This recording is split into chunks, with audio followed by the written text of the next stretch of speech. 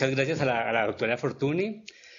Saludos a todas, a todos quienes están conectados, especialmente a los evaluadores, a la doctora Julia Preciado, al doctor Miguel Ángel Mancilla y al doctor Gustavo Sorá y a las demás personas que nos están acompañando. Bueno, en estos minutos voy a dar como una visión general de la tesis, no podría hablar, digamos, a profundidad de cada uno de los aspectos, pero también es una invitación, ¿no? Para quien le interese poder acercarse directamente al trabajo y leerlo posteriormente. Entonces voy a compartir pantalla para, ustedes me indicarán si se ve la presentación, si ya se ve. Bueno, ya la compartí, entonces no sé si ya se ve o no se ve. Aún no No. carga. Ay, a ver. ¿Quién sabe por qué no? Vamos a ver otra vez.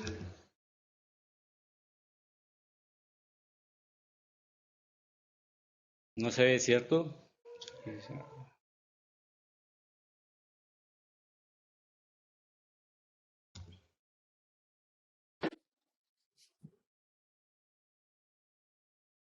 Juan Carlos, ¿sí le pusiste en compartir? Sí le puse en compartir. Voy a ver si Paulina Compartir también me dijo pantalla. que lo va a poner ¿cómo se llama esto? En PDF, porque creo que así a veces se ve más fácil. Voy a volver a darle compartir acá.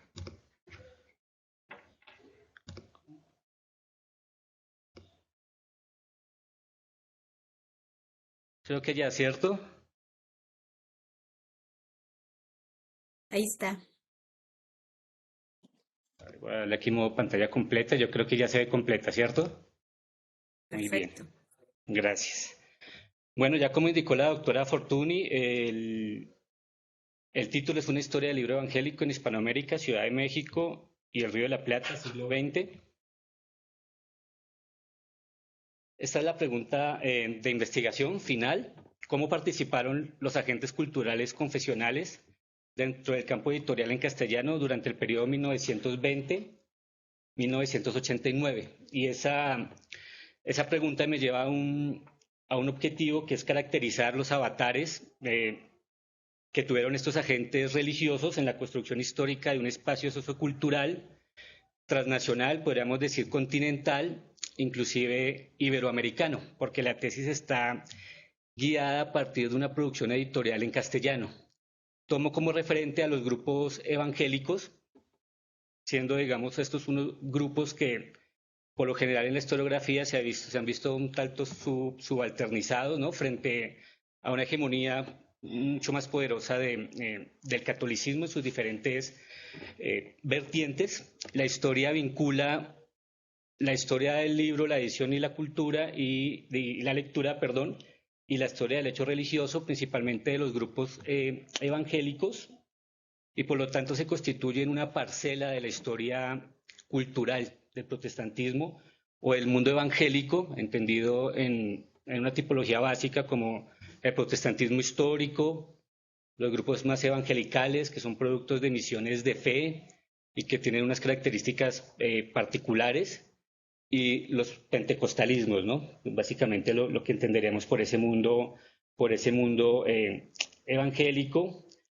Llegué a la investigación, un poco ya la doctora Fortuny, digamos que ya hizo esa introducción, a partir de mi propia pertenencia al campo religioso, como laico evangélico desde mi niñez y también como lector de esta literatura, que tiene unos particulares géneros editoriales, digamos, trabajo esa categoría del género editorial, que vincula el objeto libro principalmente, aunque también menciona algunos otros impresos, desde su dimensión simbólica, pero también desde su dimensión material, ¿no? Donde se inscriben unas marcas que podríamos decir simbólicas que generan, que hacen que estos materiales sean realmente artefactos culturales, ¿no? Que están vehiculando unas redes de sentido, pero también de relaciones, pero que al mismo tiempo son vehiculados por estas redes. Por lo tanto, el estudio del libro puede tener una dimensión transnacional, aunque digamos, su nicho primordial, básico, por lo menos desde el siglo XIX, pues van a ser los estados nacionales. Ese es el enfoque en el que voy trabajando. Esos avatares, digamos, esa agencia que tienen estos grupos, utilizo pues mucho la categoría burdesiana del campo, ¿no? De los campos de poder, particularmente del campo editorial, del campo religioso en su intersección, y los observo en unas escalas, ¿no? Digamos, hay un campo editorial que está, digamos, compuesto por unos actores sociales que tienen una agencia. Dentro de ese campo hay unos actores confesionales que se asumen, digamos, desde una confesionalidad religiosa, ya sean propiamente parte de una institución como miembros ordenados, dependiendo de la institución cristiana, o como laicos, ¿no? Como personas que participamos, que particularmente yo he sido laico toda mi vida, que participamos de ese mundo religioso, pero un poco más también en la frontera con el mundo secular.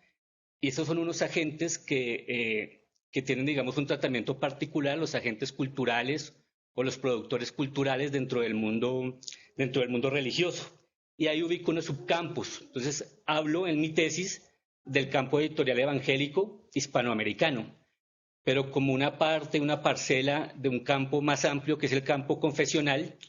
Por eso en la tesis en varios lugares voy dialogando en, en la competencia, pero también en las afinidades que existen también con el catolicismo principalmente, aunque también existe otra producción editorial de otros grupos confesionales, pero también diálogo con el campo editorial en términos más generales, ¿no? Digamos, esos textos títulos que leyó la doctora Fortuny tienen mucho que ver, justo esos que leyó, con una visión más amplia del campo editorial, que como todo campo está interseccionado también por el campo político, por el campo cultural, en este caso muy particularmente por el campo religioso, y por eso busco insertar a estos grupos como grupos que tienen una agencia social más allá de los lugares comunes que se han construido sobre estos grupos, ¿no? O como minorías, o como grupos que se mueven, algunos solamente por emocionalismos, o solamente por ciertos tipos de racionalismos, o como disidencias, ¿no? De hecho, así se llamó la publicación de mi tesis de maestría, verlos más allá, ¿no? De esos lugares como muy comunes y ver que esta perspectiva cultural, editorial, me permite ver sinergias, me permite ver conflictos, me permite ver acercamientos entre diferentes agentes del campo evangélico, pero también con el católico y con el campo intelectual también.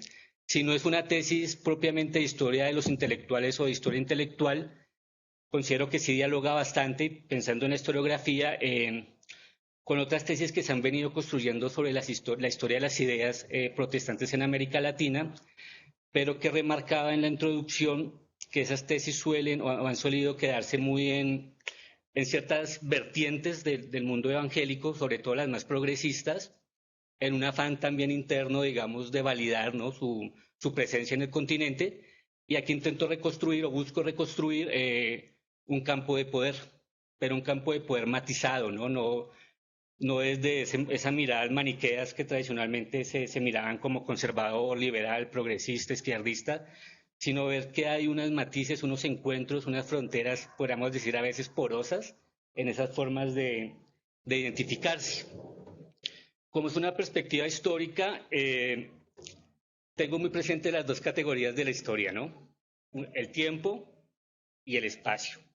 En cuanto al tiempo, busqué construir una periodización que evidentemente no es una periodización, digamos, estática, que en el 19 al 20 hay una ruptura total, sino que más bien son como espacios de tiempo donde se van concentrando ciertas dinámicas en ese campo editorial, pero que pueden proyectarse algunas de esas dinámicas a otros periodos o inclusive pueden retrotraerse, ¿no? Pueden encontrarse algunos elementos que encuentro en cada periodo, en periodos anteriores. Menciono el siglo XX, bueno, tomando el término popularizado por Hobsbawm, ¿no? Por Eric Hobsbawm, del corto siglo XX, que iniciaría propiamente a partir de la Primera Guerra Mundial y la reconfiguración de los poderes hegemónicos, pero digamos también del sistema mundo, ¿no? Que se venía construyendo en la modernidad.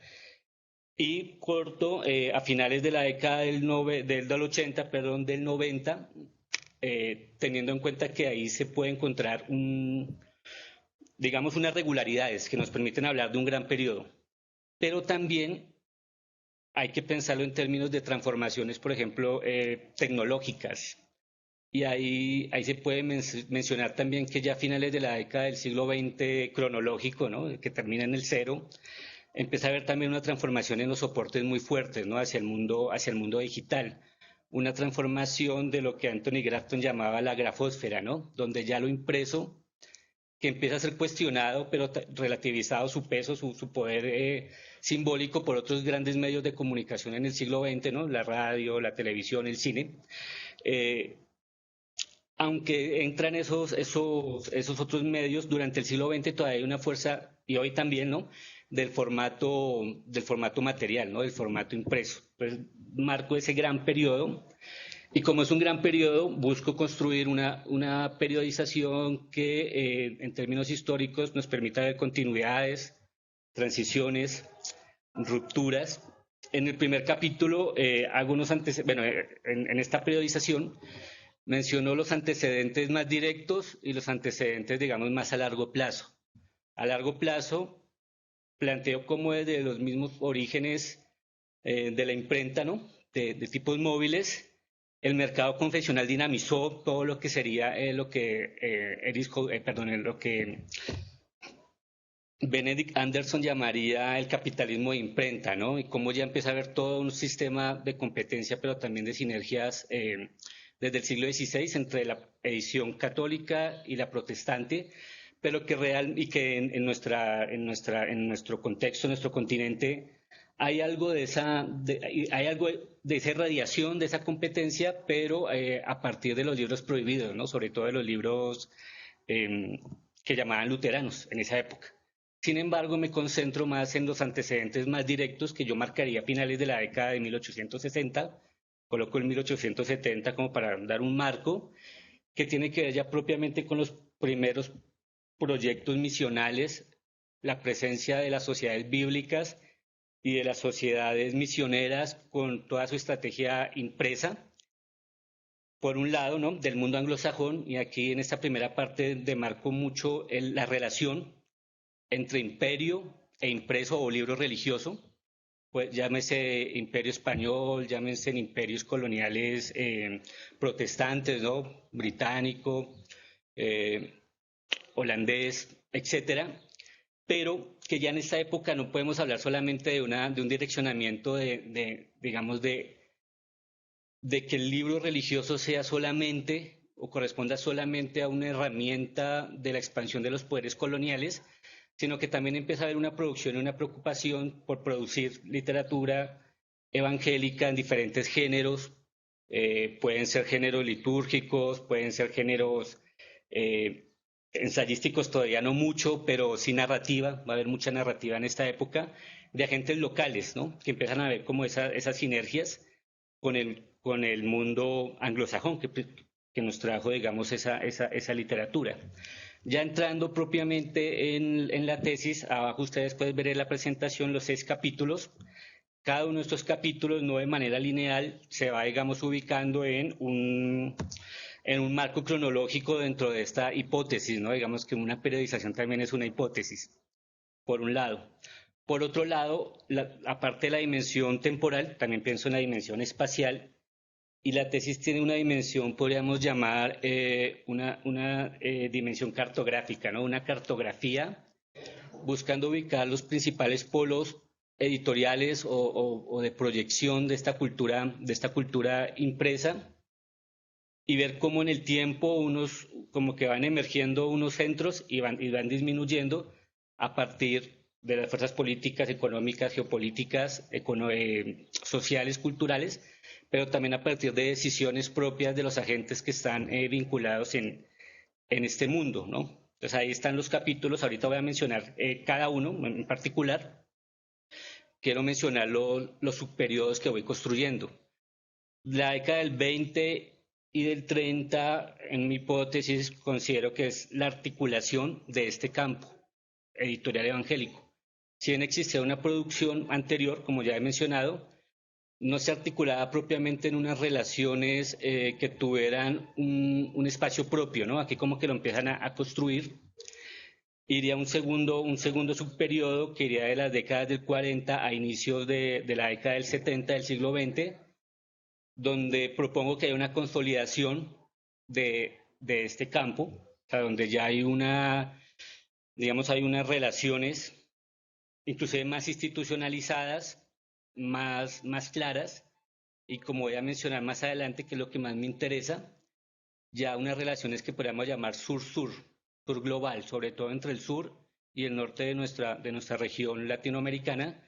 Por eso es que me ubiqué en los dos extremos, digamos, en México y en el Río de la Plata, porque en ambos, digamos, en ambas direcciones se va construyendo esas relaciones, sin obviar que hubieron otros centros muy importantes como Perú, Chile, otros espacios que también valen la pena en investigaciones posteriores seguir profundizando. Pasaría a otro periodo, que es el de polarización y desestructuración del campo, tal como se entendió en el siglo XX, ese campo editorial. Y aquí es donde, por ciertos factores que te voy a mencionar más a profundidad, estos actores de esta parcela, digamos, del campo editorial o del mundo evangélico, van tomando unas distancias que rompen con el tipo de relaciones que se habían venido construyendo en las décadas anteriores y que la aparición, digamos, o más bien la intensificación del vector comercial, ¿no? Hay, digamos, una dimensión comercial en toda historia del libro, porque es un objeto material y que circula, por lo tanto es un objeto comercial, se intensifica. Y finalmente hay otro elemento que ahí ya no ingreso propiamente en la tesis, solamente lo enuncio, porque incluso creería que del 90 acá podrían haber quizás otras periodizaciones y habría que pensarlo. Ahí lo dejo en términos muy generales como concentración de muchos de los proyectos editoriales en unos centros de radiación que ahorita voy a mencionar, principalmente en Miami, Florida, pero también de resistencia, digamos, desde un sentido del valor de sostener la literatura que no le juega al mercado, por decirlo de alguna manera. Otro elemento de la tesis, aparte tiempo-espacio, es el tema de las identidades, ¿no? Que es una categoría fluida, como todos los estudios sobre identidades que hay desde las últimas décadas, y aquí pensándolas que nuestro continente simbólico muchas veces ha sido más un proyecto que un hecho concreto, pero sí tiene algunos elementos de concreción cuando encontramos comunidades muy activas que se asumen o se consideran latinoamericanas o hispanoamericanas según algunas proyecciones o algunos conceptos identitarios. Las editoriales que ahorita voy a mencionar cada una, que trabajo y este mundo, sobre todo el protestantismo histórico, que es el que tomo como punta de partida por ser el primero, digamos, que ingresa a nuestro continente, dialogó como con tres grandes proyectos identitarios.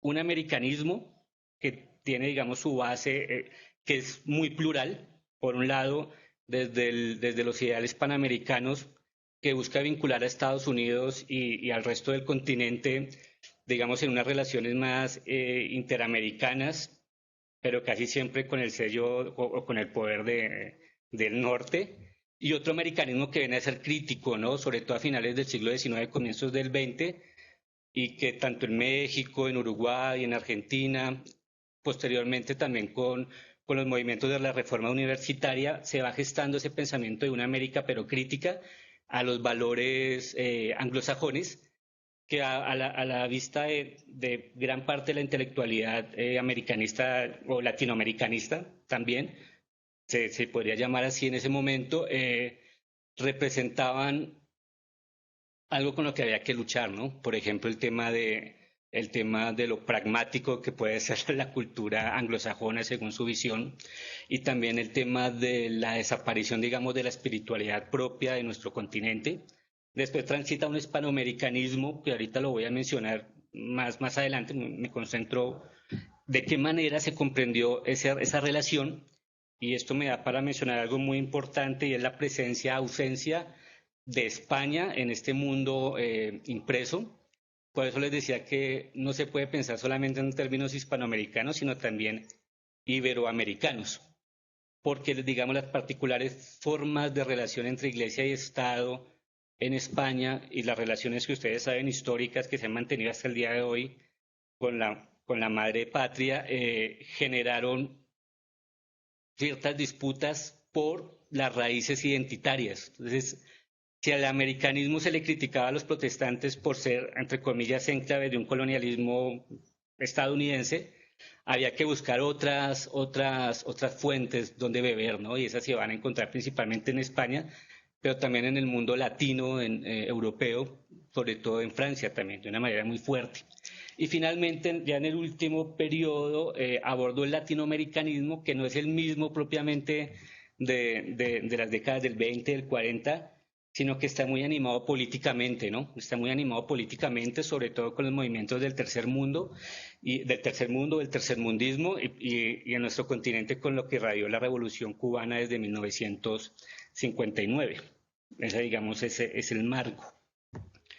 En el primer capítulo presento los antecedentes que ya mencioné, pero también presento a mi modo de ver, el primer polo editorial que surge en el siglo XX, que es Nueva York, y en Nueva York se encuentra o se fundó en 1913 y 1914 el Comité de Cooperación en la América Latina, que fue una sinergia, un grupo, digamos, de misiones que hacían presencia en América Latina y que buscaron integrarse, también con el soporte muy fuerte de capitales estadounidenses privados, evidentemente, sobre todo de industriales, de ganaderos y de personas que tenían, sobre todo laicos protestantes, que tenían mucho interés en América Latina, y también de las iglesias, ¿no? También de las iglesias.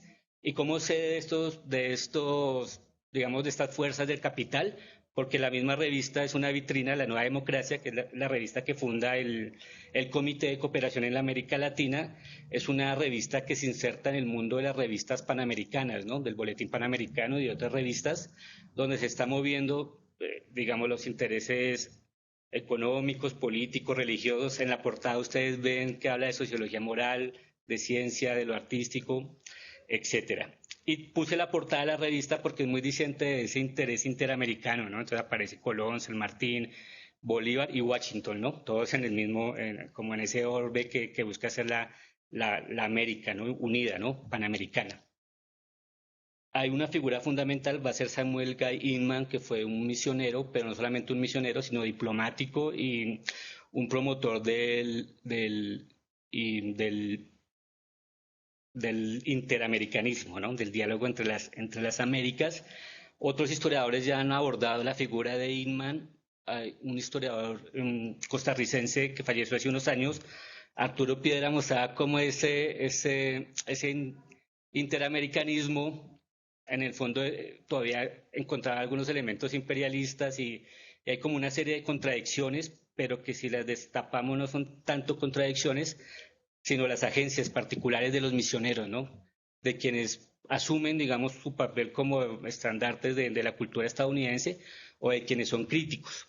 Algo importante para la tesis en este momento es que se inserta en el campo de un nuevo internacionalismo, ¿no? El ideal internacionalista resurge con fuerza, ya venía de atrás, pero resurge con fuerza después de la Primera Guerra Mundial y sobre todo con la Revolución Rusa, ¿no? Entonces en 1917 se configura o se reconfigura la internacional, ¿no? Entonces surge la internacional comunista y desde los Estados Unidos se está buscando también una forma de internacionalismo que dispute con el comunismo, ¿no? Con el comunismo internacional, de ahí todo ese interés panamericano.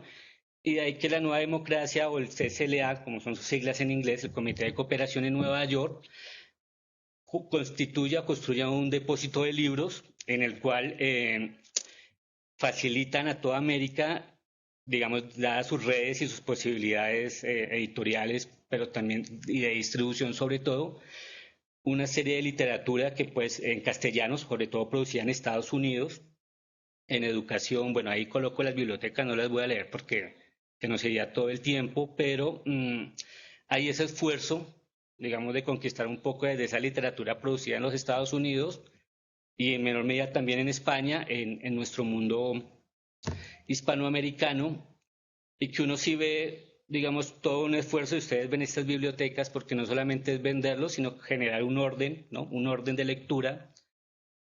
Hay un interés como por contrarrestar la lucha de clases, ¿no? O la idea de lucha de clases. Y mencionar cómo desde un Cristo obrero, desde una perspectiva de un Cristo que sirve al otro y que se entrega al otro, una especie de armonización, ¿no? De las clases sociales, ¿no? Que sí pueden vivir estando las clases altas, las clases medias y las clases bajas. Entonces ustedes van a ver que hay la biblioteca bueno, del ciudadano americano, la del obrero, la del oficinista, la de la mujer. Ahí hay un diálogo con el movimiento feminista estadounidense de cuño protestante y que es un diálogo que a la vez como que riñe un poco con cierta literatura que la sigue ubicando en el modelo tradicional cristiano de la mujer, digamos, como, como representante o como imitación de la virtud de la Virgen María. Entonces ahí ubico este primer capítulo para mostrar que las editoriales que voy a trabajar pertenecen a una escala mayor desde su misma génesis, porque va a ser el Comité de Cooperación en América Latina quien va a dar gran parte de los recursos, pero también va a gestionar, ¿no? Va a servir como intermediación entre diferentes iglesias evangélicas muy distintas entre sí, pero que a través de esta intermediación buscaron construir unos proyectos editoriales conjuntos. Así paso al segundo capítulo, que se centra en México, específicamente en la Ciudad de México, con la fundación de la primera editorial que surgió de esta sinergia internacional, la Casa Unida de Publicaciones, unida porque hablaba de acercar las diferentes denominaciones y que nace como imprenta, ¿no? En sus dos primeros años se llamó Imprenta Evangélica, ya desde 1921, cuando entra el primer editor propiamente dicho, que es Andrés Osuna, muy conocido también en la historia de la educación en México, ya cobra, digamos, una dimensión más editorial. Por eso trabajo más desde el 21. Aquí todavía está ese tránsito, relacionándolo con el mundo editorial más amplio, este tránsito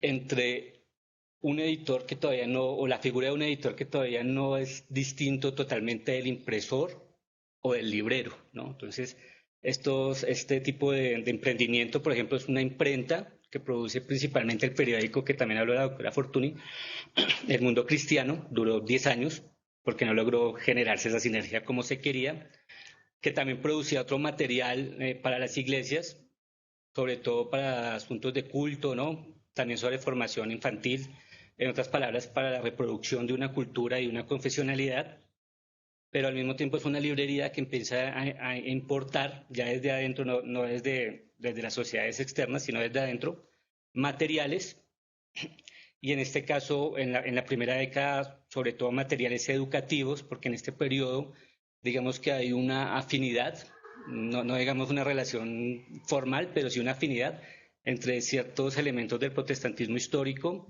y el Estado postrevolucionario en México, que necesita, digamos, ampliar un tipo de educación distinta, ¿no? Que surge a partir de la revolución y entonces echa mano de diferentes estancias, organizaciones que pueden contribuir y el protestantismo va a ser uno de estos. Por ejemplo, Zuna, que fue educador, y no solamente él, sino varios locales fueron a estudiar, fueron a Estados Unidos, ¿no? Y estudiaron la escuela nueva, ¿no? La pedagogía norteamericana y la traían. No fueron los únicos, ¿no? Pero hay todo este movimiento educativo y eso va a marcar mucho el tipo también de material que la librería de la Casa Unida de Publicaciones va a publicar.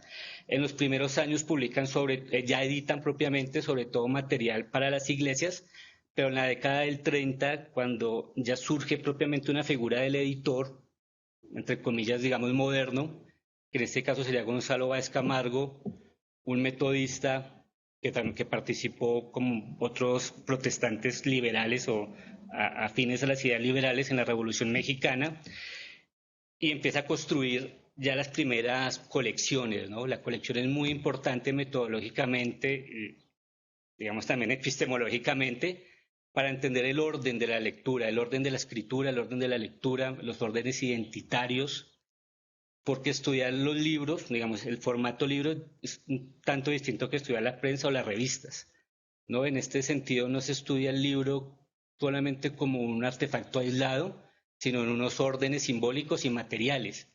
Lo que les decía, hay unas marcaciones, como se ve ya en las primeras portadas que muestro en esta diapositiva.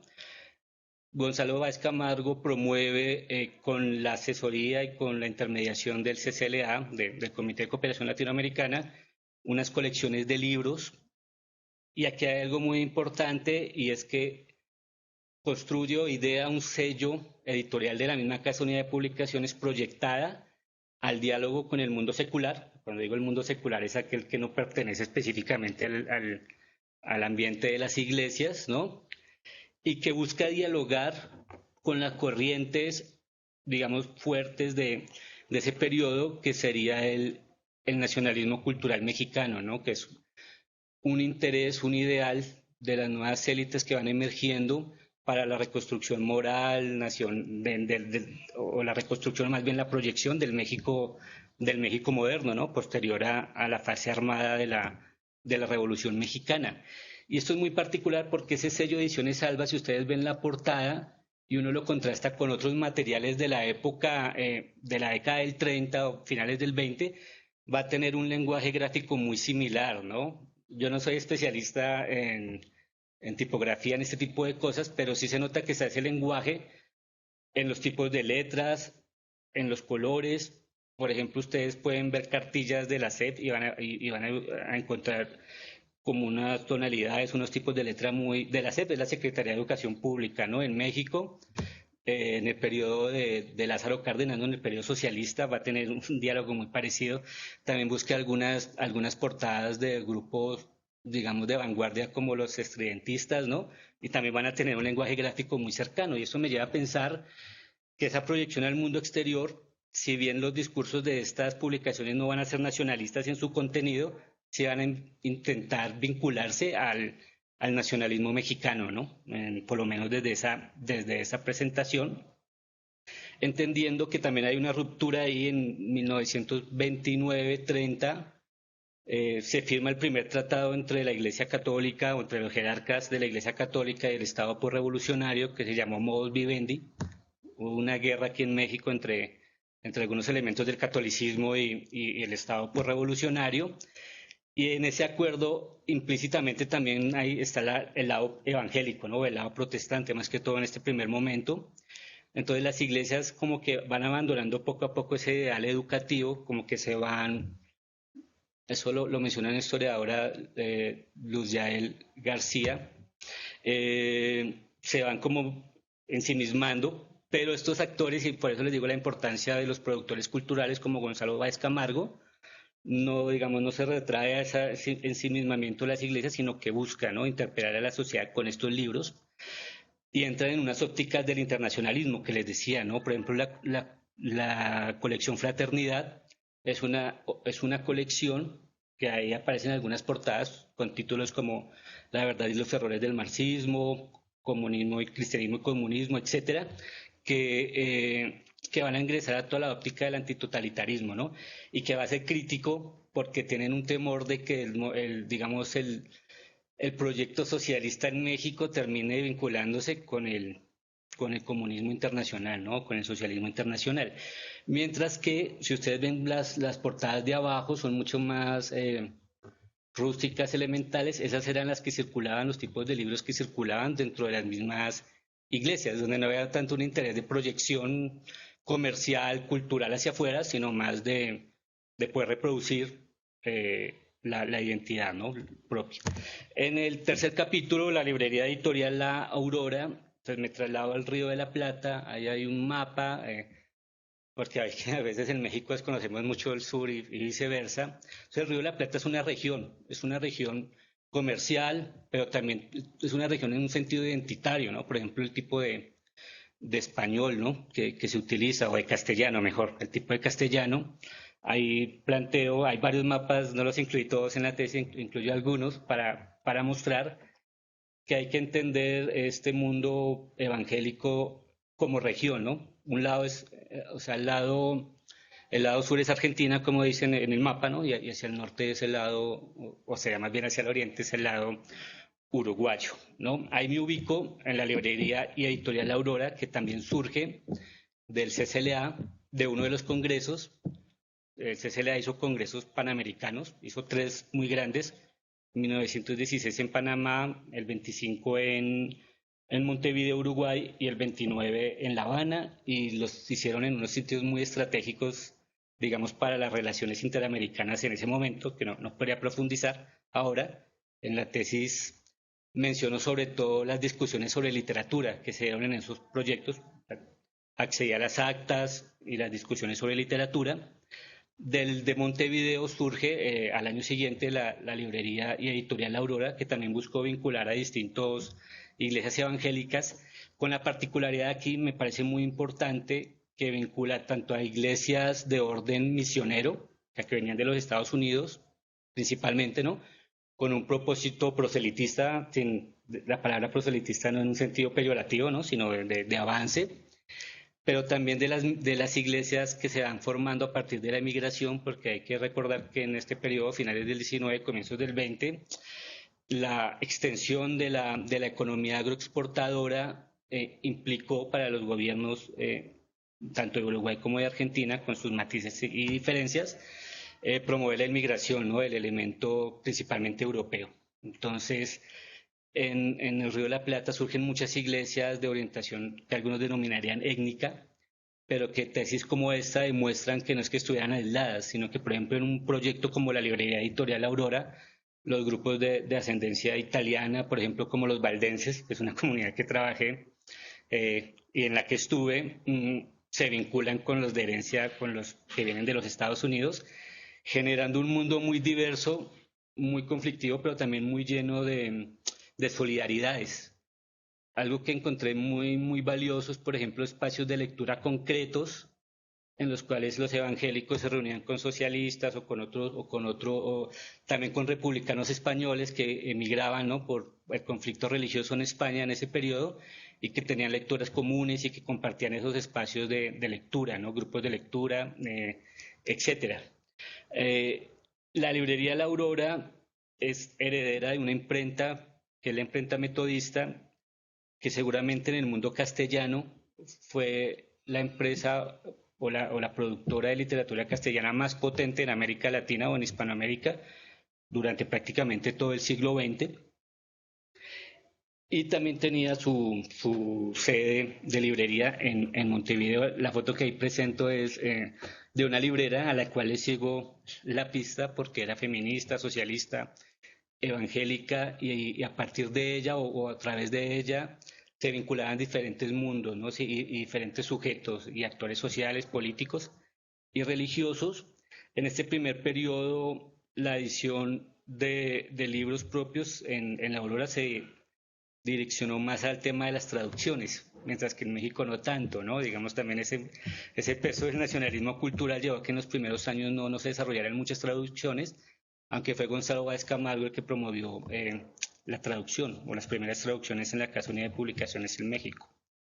En el cuarto, digamos, en el cuarto capítulo, conecto esos dos mundos hacia la década de 1940 y aquí nuevamente hay unos mojones o unos puntos paradigmáticos. Uno tiene que ver con la Guerra Civil Española, ¿no? A mediados de la década del 30 y el primer franquismo, donde en España triunfa el nacionalcatolicismo, el catolicismo nacional, el nacionalcatolicismo, y que va a comenzar un periodo de varias décadas de represión a los evangélicos y por lo tanto a su literatura.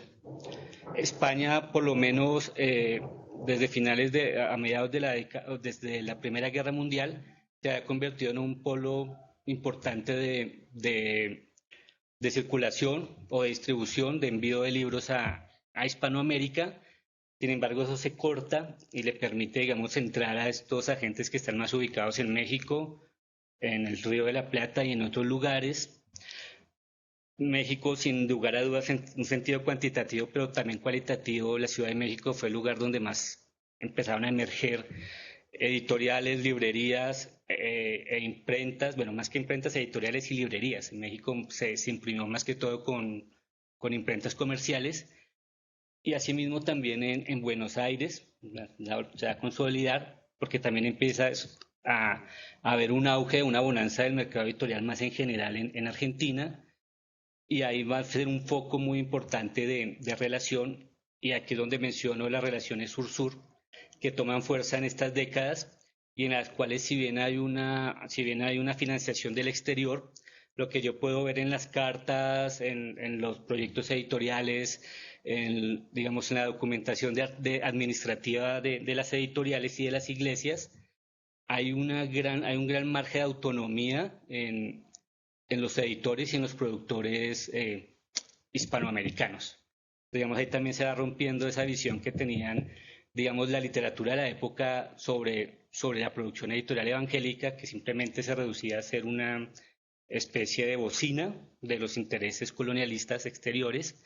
Surge en el campo religioso el ideal que ya venía de atrás, pero más bien se intensifica, el ideal ecuménico. Ecuménico viene de ecumene, ¿no? Es el pensamiento de una tierra, de una casa común para todos, que busca ser, digamos, la versión confesional de un ideal que empieza a surgir desde la Segunda Guerra Mundial, que es el ideal de la unión, ¿no? O sea, ahí surge, digamos, las Naciones Unidas y en América Latina surge la Organización de los Estados Americanos.